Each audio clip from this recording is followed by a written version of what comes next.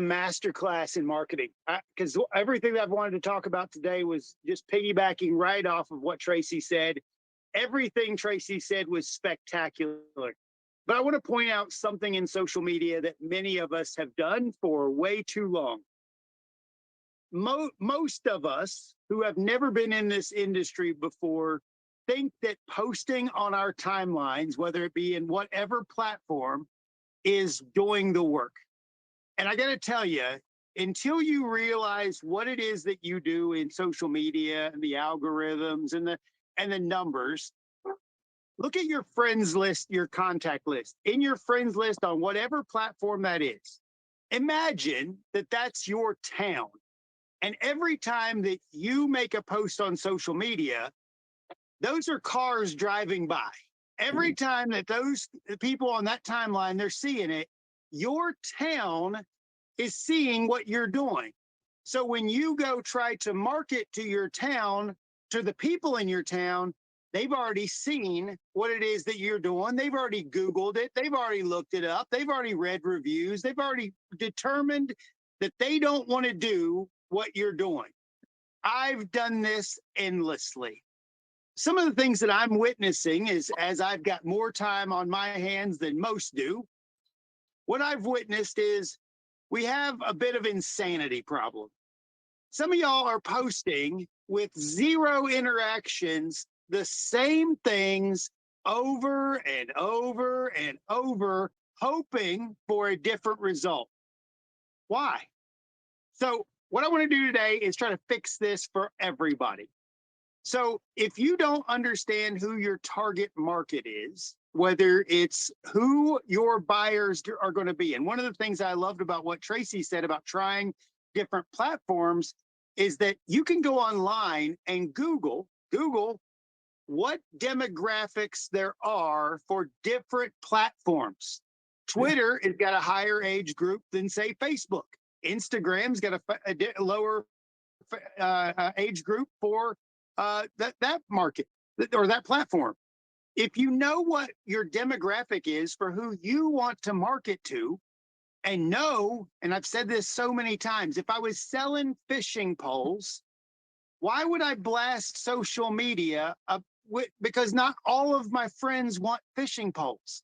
I had to learn this early on in this game because I was doing what most network marketers do today. I was in a travel club and I thought everybody wanted my travel. I thought everybody needed my travel.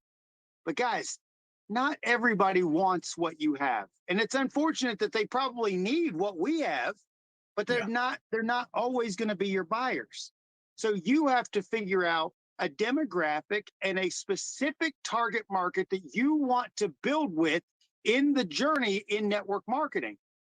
And once you do, go find those specific people and start adding them at a rate of 10 to 20 people a day as friends on whatever platform that you're building. So if, for instance, if I was selling fishing poles, I would go to a fishing group, go directly to the members because all of those people put themselves in that group. They all like fishing. And I would just start going to the members and adding 10, 20 fishing lover people a day. If you guys are catching on to this, I hope you are just writing this down because this could change your whole business because it did mine. Start adding your target market as your new city people. Remember, your friends list is your town, is your city. If you bring more people who like what it is that you have to offer into your city, and then you start making posts, then you're going to see that some new people are going to be like, hey, I kind of like what they're talking about there. I kind of like what you're showing me here. And then you can start having those conversations. Guys, social media is about being social. I'm not the best social media guy, but I am definitely the biggest outreach guy you're probably ever going to meet. And I will literally only spend time now, because I've learned. And like Tracy said, if you're not willing to make mistakes, this might not be the right field for you. Be a customer, have fun with the products.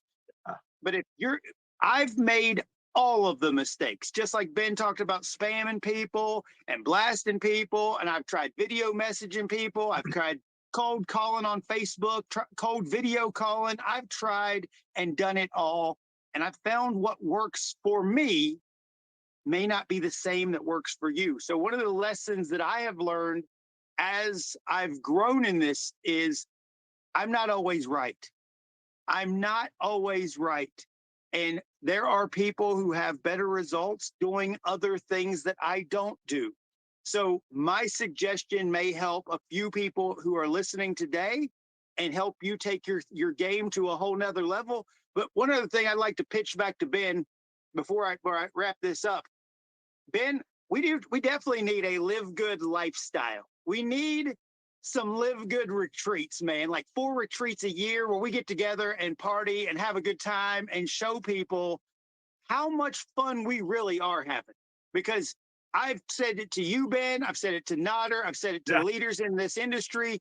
The number one word I hear from this company is I'm having fun.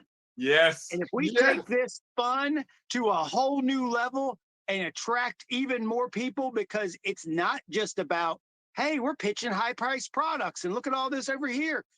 The fun that we can have in this company over the next 5, 10, 20 years, man, I can't wait to have all the parties, the cruises, the retreats, the just zip lining and parasailing and all the fun stuff that we can do in this company. So Ben, thank you very much for everything you guys have done. Awesome. Thanks so much, Curry. Get rid